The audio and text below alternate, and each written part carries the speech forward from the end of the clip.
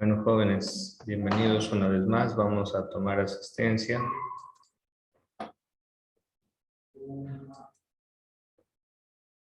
Con ustedes debemos igualarnos el tema de la semana pasada, porque recién la semana pasada se les tomó la evaluación.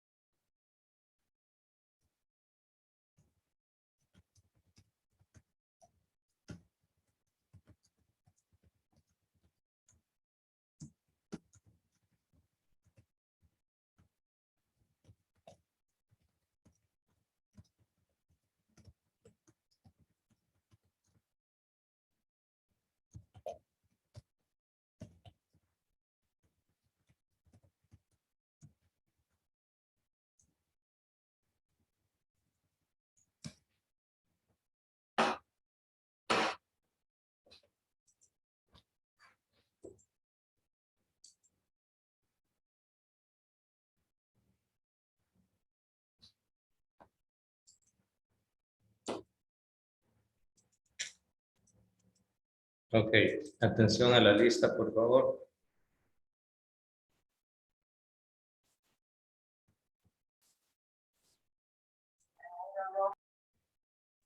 Mario Costa, Presente. Kiara Gusto Presente. y Alejandro Presente.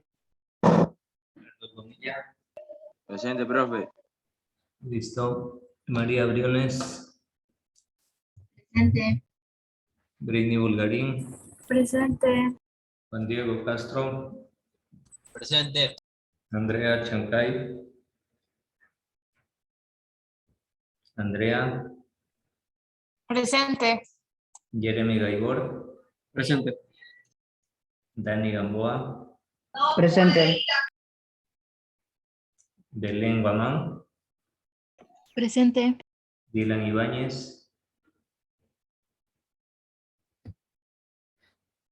Ibáñez, Kenneth Jaime, Presente. Luis Jiménez, Presente. José Lecaro, Presente. Ashley Mendieta, Presente. Ariana Moreira, Presente. Aidín Ortiz, Presente. Alison Parrales, Presente. Fanny Prieto, Presente. Matthew Quijije, Presente. Ashley Rodríguez, Presente. Cris Santos, Presente. Víctor Silva, Presente. Michelle Solórzano, Presente. Alison Sánchez,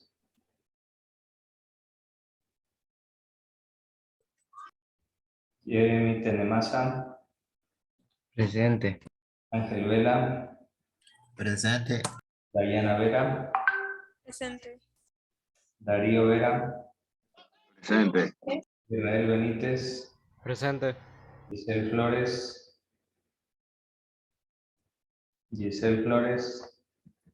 Emily Ruperti,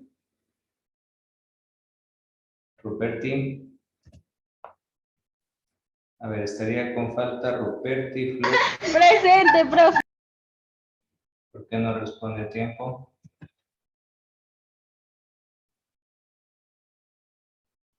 Profe, lea el chat, por favor.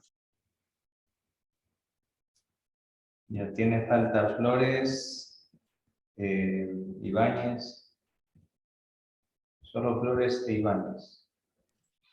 Profe, yo estoy aquí. Ah, ya, ok.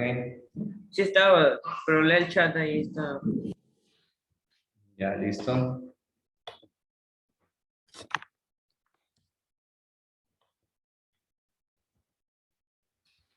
Ya. Bueno, entonces solo faltó el estudiante Flores.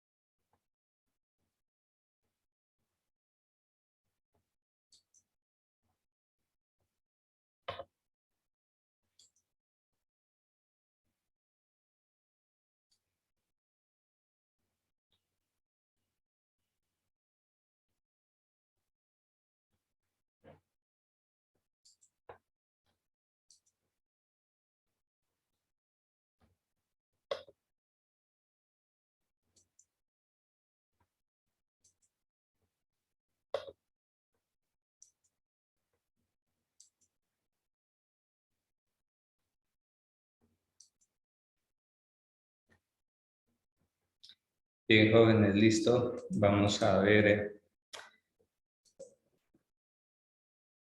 Bueno, ahora sí vamos a entrar en temas ya de la materia. Como ustedes saben, tenemos que igualarnos el tema de la semana pasada y el de hoy. Así que lo vamos a hacer. Bueno, vamos a ver dos temas. El primero, el magisterio de la iglesia. Seguramente ustedes han escuchado hablar de la palabra magíster o de la palabra máster. Bueno, pues precisamente la palabra magisterio o la palabra magíster o la palabra máster viene del latín magister. ¿Y qué significa? Significa maestro. Entonces, cuando hablamos del magisterio de la iglesia, estamos hablando de los maestros de la iglesia católica. Es decir, las personas que tienen la misión de enseñar, explicar la palabra de Dios, la doctrina cristiana, etc. ¿Sí? Los maestros. Eso es el magisterio de la iglesia, el conjunto de maestros que tienen la autorización del Papa para enseñar la palabra de Jesús. ¿Quiénes son ellos? Son los obispos, el Papa, los sacerdotes. ¿Sí?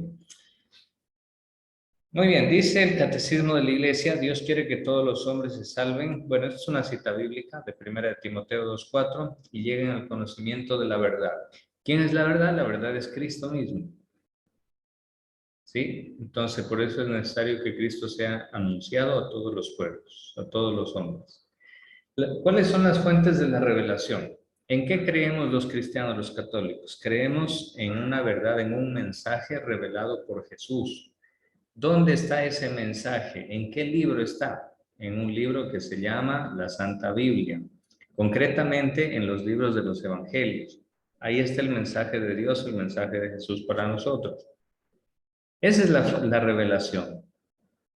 Y la revelación consiste en el conjunto de enseñanzas, de tradiciones, de costumbres que Dios ha ido inculcando en su pueblo para que al cumplir esas enseñanzas el pueblo lleve una vida más humana y después de muerto pues llegue al cielo. Entonces hay algunas fuentes de la revelación. Hay algunas fuentes como Dios se nos revela. Revelación con B pequeña, en este caso significa mostrar algo, quitarle el velo y mostrar algo.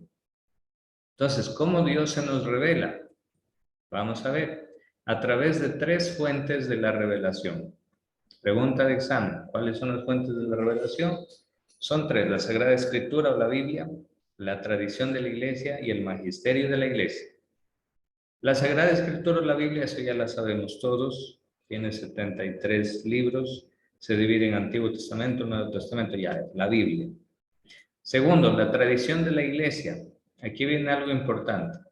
Porque la tradición de la Iglesia es el conjunto de costumbres, de ritos, que desde la época de los 12 apóstoles, la Iglesia Católica ha venido realizando, pero que no están escritos dentro de la Biblia.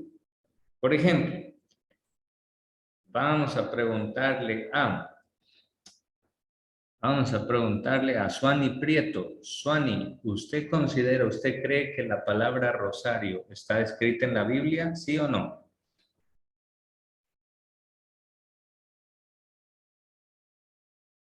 Lo que usted piense, Suani.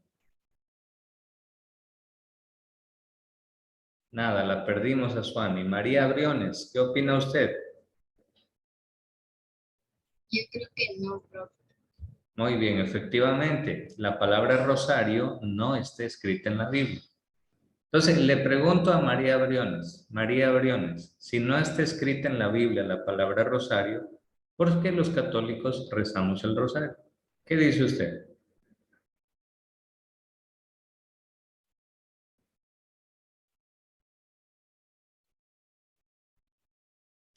¿Alguna respuesta, María Briones? No, profe, no A sabría ver. decir. Ya. Ailín Ortiz, ¿qué opina usted? Si la palabra rosario no está en la Biblia, ¿por qué los católicos rezamos el rosario? ¿Alguna respuesta, Ortiz? No, profe. Ya. A ver, Dayana Vera, ¿alguna respuesta? ¿Qué nos dice? Bueno, pero... dígame. Si no está escrita en la Biblia la palabra rosario, ¿por qué los católicos rezamos el rosario? ¿Qué dice usted? Según he recibido en las formaciones en la iglesia, se supone que se reza el rosario porque es como un medio, como un remedio para es como una barrera para las tentaciones, para rezar, para pedir, para adorar y todo ese tipo de cosas. Ya, bien, ahí está una partecita de la respuesta, ya la dio Dayana Vera. Pero hay otra parte. A ver, Dayana Vera. En el rosario se meditan misterios, ¿verdad? Los misterios gozosos, gloriosos, dolorosos, etc. Por ejemplo, el primer misterio gozoso dice el nacimiento, la encarnación y el nacimiento del niño Jesús. Le pregunto, Dayana, a ver, aunque no está escrita la palabra rosario en la Biblia, pero le pregunto, ¿en la Biblia está escrito cómo nació Jesús? ¿Sí o no? Sí. Sí está escrito, correcto. Por tanto, por eso rezamos los católicos también el rosario, porque dentro del rosario se medita en diferentes acontecimientos de la vida de Jesús y esos acontecimientos están escritos en la Biblia. ¿La oración del Padre Nuestro está en la Biblia? Sí, y en el rosario la rezamos a la oración del Padre Nuestro. ¿La oración del Ave María está escrita en la Biblia? Sí, la mitad de la oración del Ave María está escrita al pie de la letra en la Biblia. La otra mitad la compuso la iglesia como una súplica, pero la mitad de la oración está en la Biblia. Quiere decir, jóvenes, que prácticamente la mayoría de las partes del rosario sí están en la Biblia, aunque no esté la palabra que diga rosario. Esas son las tradiciones de la iglesia. ¿Sí me hago entender o no? Otra pregunta, a ver, vamos a ver. Pregunta para Andrea Chancay. Andrea, pregunto, Andrea. En la Biblia está escrito que los sacerdotes tienen que ser casados para que sean sacerdotes, ¿sí o no? O dice que tienen que ser solteros. ¿Qué dice usted? Lo que usted opina, no se preocupe. No sé, sinceramente no sé. ¿Cómo? No sé, sinceramente. Ya. Miren, aquí les voy a indicar lo siguiente, jóvenes. Para que ustedes se den cuenta lo que es la tradición de la iglesia. Hoy en día, para que alguien sea sacerdote, el sacerdote tiene que ser soltero. No tiene que estar casado con nadie si alguien quiere ser sacerdote. Eso hoy en día. Pero miren lo que dice la Biblia. Oh, sorpresa. La primera carta de Timoteo, capítulo 3, versículo 2 en adelante dice: es necesario que el obispo sea irreprensible. Miren lo que dice el verbo. Marido de una sola mujer, sobrio, prudente, decoroso, apto para enseñar, no dado al vino, no pendenciero, no codicioso, que gobierne. Miren lo que dice aquí. Que gobierne bien su casa, que tenga a sus hijos en sujeción con toda honestidad. Marido de una sola mujer y que sepa controlar a sus hijos. ¿Qué quiere decir eso? Que la Biblia pide que los sacerdotes, que los obispos sean casados, pero casados con una sola esposa y que sean fieles y que sean buen ejemplo para toda la comunidad. Pregunto, ¿por qué los sacerdotes hoy en día no se casan? Si la Biblia dice que tienen que ser casados. ¿Alguna respuesta, alguna hipótesis, alguna idea? A ver, María Briones dice, porque piensan que es pecado. Bueno, podría ser, pero no, María Briones, porque el matrimonio no es pecado. Más a Dios, ¿Cómo? para dedicarle más tiempo a Dios. Ya bien, por ahí está una Yo respuesta. creo que es porque, o sea, el tener pareja y conlleva una responsabilidad, ¿ya? Ajá, Entonces, creo que son solteros para dedicar tiempo completo a la obra de Dios, muy bien. ¿ya? Bien, Andrea, y bien, Juan Diego, muy bien. Los dos ya dieron una respuesta bastante cercana. Efectivamente, la Biblia dice que sea casado, pero la tradición de la iglesia pide que sean solteros para que le puedan dedicar mayor cantidad de tiempo a Dios. Porque el que está casado, tiene esposa y tiene hijos, tiene que dedicarse a trabajar full para sus hijos, para que no les falte la comida, el estudio, la ropa, etcétera, etcétera. En cambio, el sacerdote, al no ser casado, tiene todo el tiempo disponible solo para dedicarle a Dios, a la iglesia, a la oración, etcétera, etcétera. Pero al inicio no era así. Y la Biblia dice que tiene que ser casado más bien. Entonces, jóvenes, eso se llama tradición de la iglesia. Eso no está escrito en la Biblia, pero la iglesia lo hace, porque hay otro tipo de motivaciones o de razones. Bueno, algunos critican esa parte y dicen que los sacerdotes no se casan o les prohíben casarse a los sacerdotes, que esa ley se creó mucho después de que apareció la Biblia, se la creó después, con fines económicos.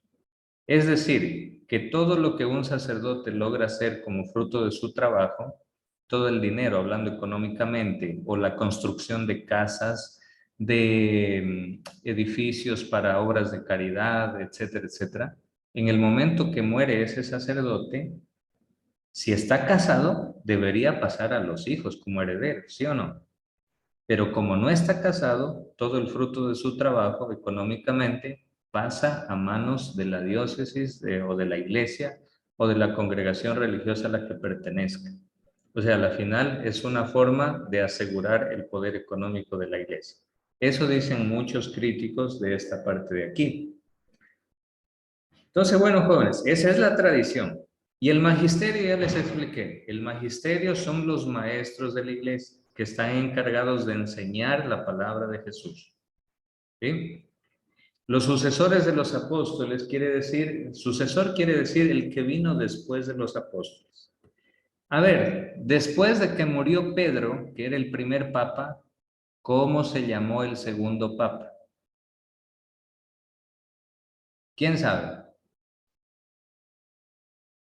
El primer papa se llamó Pedro, el segundo se llamó Lino.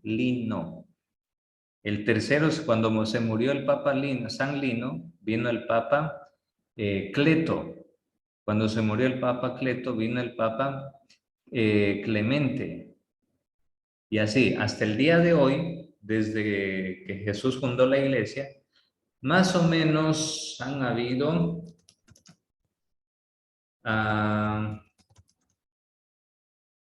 200, si no me equivoco, 266 más o menos. O 264 papas, creo que es. Por ahí más o menos. Hasta el día de hoy, el Papa Francisco, que es el último papa. Pero ha venido en sucesión, uno después de otro. Se muere el uno, viene otro y lo reemplaza. Eso significa sucesión apostólica. ¿Sí? Nos volvemos a conectar, jóvenes, enseguida. ¿Listo? Vámonos.